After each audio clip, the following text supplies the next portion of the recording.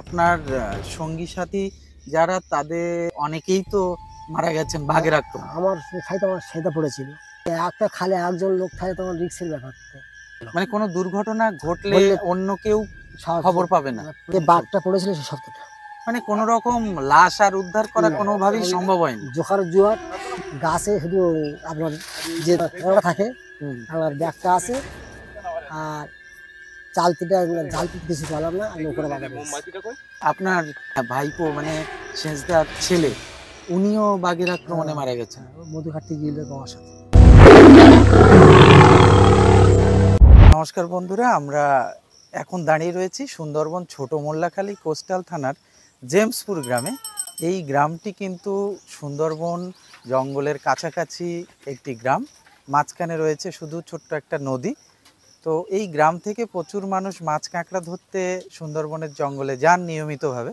তো আমরা এখন এমন একজন মানুষের সঙ্গে কথা বলতে চলেছি, উনি কাঁকড়া ধরতে যেতেন সুন্দরবনের জঙ্গলে এবং বাঘেরও মুখোমুখি হয়েছেন। তো ওনার মুখ থেকে কাঁকড়া ধরার পদ্ধতি বা ওনার অভিজ্ঞতা সম্পর্কে আমরা সরাসরি জেনে নেব। প্রথমে জেনে নেব আপনার নাম। রবীন্দ্রনাথ সরকার। আপনি তো একদম জঙ্গলের লাগোয়া এই গ্রাম জেমসপুর গ্রামে বসবাস করেন এবং এক সময় কাঁকড়া ধরতেন নিয়মিত। তো এই কাঁকড়া ধরার পদ্ধতি সম্পর্কে যদি একটু বলেন, একসঙ্গে কতজন যেতেন এক একটা নৌকোয়? আমরা প্রথমে তো 18 জন যেতাম একটা নৌকোতে। 18 জন রাজবিহারী গান আমাদের সাহিদার ছিল। ও 18 জন যেতাম, তারপরে যেতাম 12-13 জন করে সাহিত্য। ও মানে ওই থোপাতে কাঁকড়া ধরতেন? আমরা এরকম দড়ি দিয়ে ধরতাম। থোপাতে কাঁকড়া ধরার পদ্ধতি যদি একটু বলেন, থোপাগুলো কিভাবে বানাতেন? আমরা থোপাগুলো 18 হাত 22 হাত দড়ি, এই দড়ি নীল দড়ি, আচ্ছা, সুতোর দড়ি, ও টায়ার দড়ি বলে। এইরকম একটা খাল বেয়ে আবার চলে যাবো, একজন খালে একজন করে। আচ্ছা, দুজনে যাবো, যা সেই খালে উঠে যাবো। ও আর যে যখন মাঝে থাকবে সেই মাঝের কাছে নৌকোতে সেই দেখভাল করবে। যে দড়ি বলছেন ওতে একটাই চারা থাকবে? একটাই ছাড়া একটা ইট দিলেও থাকবে। ও এতটা লম্বা দড়ি হয়? 22 হাত তো অবশ্যই থাকবে, 18-22 হাত থাকবে। বাবা! আর ওটা কি গাছের ডালে বেঁধে দিতেন না কোনো গাছের ডালে?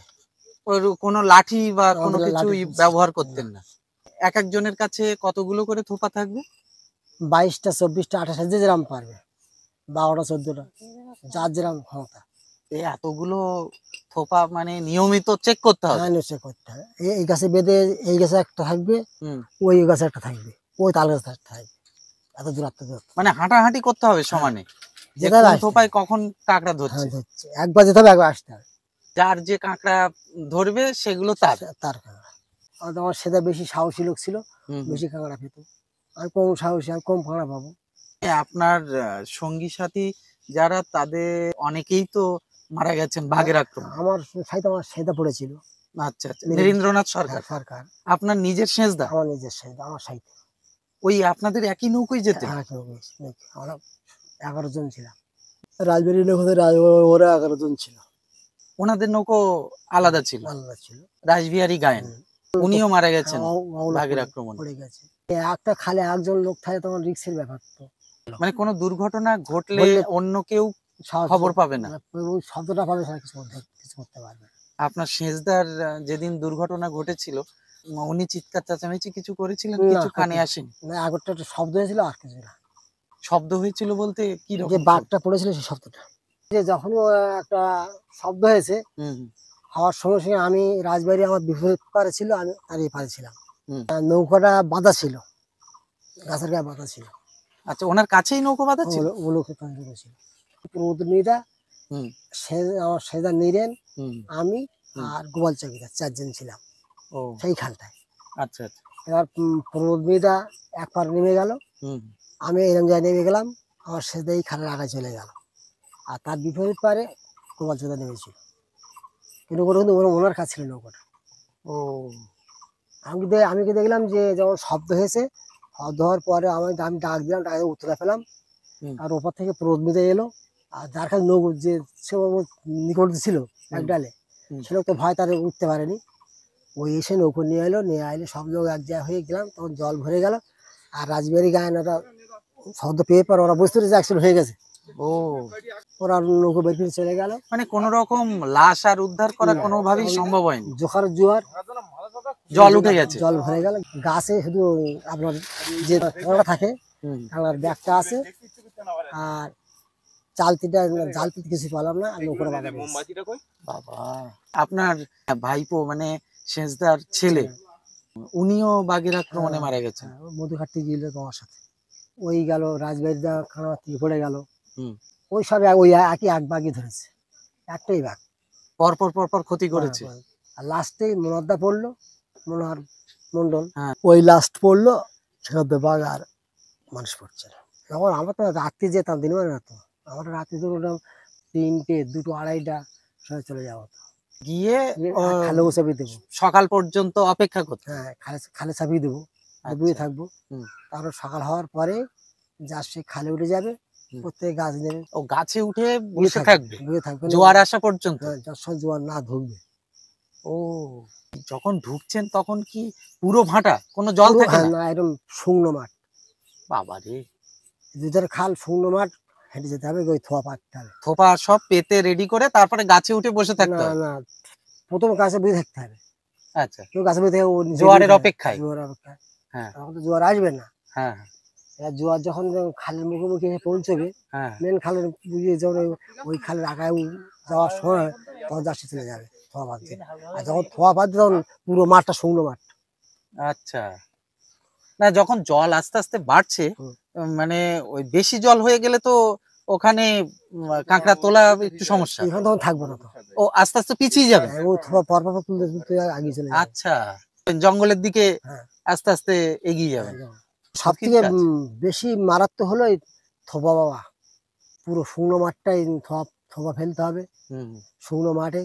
তখন তো বাঘটা তোমার অ্যাটাক করে দিকে রাখে যে লোকটা একটা খালে আপ ডাউন করছে, থোপা পাচ্ছে। কাঁকড়া যেগুলো ধরতেন সেগুলো বিক্রি হতো কোথায়? এই খটিতে, ও এখানে স্থানীয় খটি রয়েছে, একটা খটি, একটা খটি, আচ্ছা ওই আচ্ছা, একটা খটি। তাহলে ও নিয়ে বেশি বাজারে ছোটাছুটি বা ঝামেলা কিছু করতে হয় না, বাজারে এখান থেকেই বিক্রি হয়ে যেত। ধরুন আপনি 24 কিলো কাঁকড়া পেলেন, আচ্ছা, কেউ 30 কিলো 40 কিলো কাঁকড়া হলো, 40 কিলো আর 30 কিলো বেশি অংশ হয়। আমার সেজদা হতো, রাজবেদদার হতো, ওদের 30 কিলো 40 কিলো হয়ে যেত। মানে ওনারা সাহস, দক্ষ ছিলেন বেশি। ওই জন্য ওরাই ওই লোকগুলো আগে পড়েছে। আমার ভাই বল্টুলের সাহসী বেশি। কাঁকড়া ধরার পাশাপাশি আপনাদের তো জালও থাকতো নাকি? মাছ টাছ ধরা কোনো? শুধু কাঁকড়া? শুধু কাঁকড়া। ভাটার সময় ওই গড়ান টড়ান দিয়ে কোনো গড়ান গড়া দিয়ে মাছ ধরতেন? হ্যাঁ ধরতেন, সে কেন খালের আগায়। আচ্ছা আচ্ছা, ওগুলো সময় থাকলে তখন? সময় থাকতে।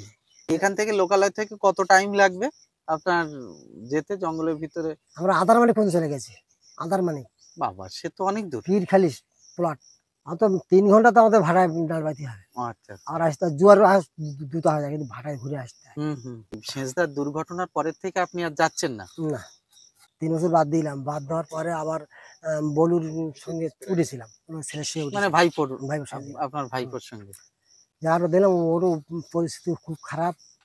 একদিন রাত্রিতে একটা খালে আজ চাপিয়ে আছি, এবার রাত্রি জুয়ারে ওটা বাল খেয়েছে, তো বাল খাওয়ার আলোচনা করেছি যে এইখানে চাপিয়ে রেখেছি, এইখানে এই পারে পাবো। এবার সকালে আমি বাইরে গিয়ে দেখি, বাড়ি গিয়ে দেখি এবার বাঘ ঠিক সেই লোক সোজাই পারে এই পারে এসছে। বাবা, আমরা ওই সময় সরে গেছেন তখন? ওরা তো ওই জুয়া ওখানে আর আমাদের বাবা হলো না। ও, বাঘ তো ওই পারে উঠে গেছে, সেই পারে উঠে গেছে। ও আচ্ছা আচ্ছা, যেখানেই যাওয়ার কথা ছিল আপনাদের সেখানেই আমরা সেখানে গেছে, চাপিয়ে আছি, কিন্তু আর ওখানে ধরা হলো না। এখন কাঁকড়া, মাছ কাঁকড়াতে যাচ্ছেন না, তাহলে বাড়িতে কাজকর্ম? বাড়িতে কাজ সিজন করি, সিজন করিনি। সিজন বলতে? আন্ধ্রা। ও আচ্ছা, বাইরে রোয়ার কাজে, অন্ধ্রপ্রদেশ। সেও তো একটা পরিশ্রম সাধ্য কাজ আপনার। এখন আস্তে আস্তে বয়স বাড়ার সঙ্গে সঙ্গে সেটা তো কষ্টকর, কিন্তু ডেলি 1000 টাকা করে হবে। ও, পার ডে 1000 টাকা হবে। তাহলে মোট কথা মোটামুটি জঙ্গলে যারা যাচ্ছে না তাদের অনেকেই ওই পরিযায়ী শ্রমিক হিসেবে অন্য রাজ্যে চলে যাচ্ছে। এই বর্ষাকালে যাননি? না, বর্ষায় যায়নি, ভাদ্রে যাব। ওটা সিজনে মোটামুটি কতদিন, কমাস কাজ হয়? অনেকে 3 মাস সিজন করে, অনেকে 1.5 মাস করে, 2 মাস করে, আচ্ছা আচ্ছা। যা শরীরে যেরাম পারে। আর এখানে চাষের জমি টমি রয়েছে কিছু? আছে অল্প কিছু। সেগুলো চাষবাসের কাজকর্ম আপনিই করেন? হুম। আমি লোক ধরে করি, নিজে করি। আচ্ছা আচ্ছা। একা তো সব করা সম্ভব হয় না। হুম। আমরা কাঁকড়া ধরার খুঁটিনাটি বিষয় সম্পর্কে ওনার কাছ থেকে জেনে নিলাম। ভিডিওটিতে অবশ্যই লাইক করবেন, কমেন্ট করবেন আর চ্যানেলটি সাবস্ক্রাইব করে পাশে থাকবেন। সবাই ভালো থাকবেন, সুস্থ থাকবেন। নমস্কার।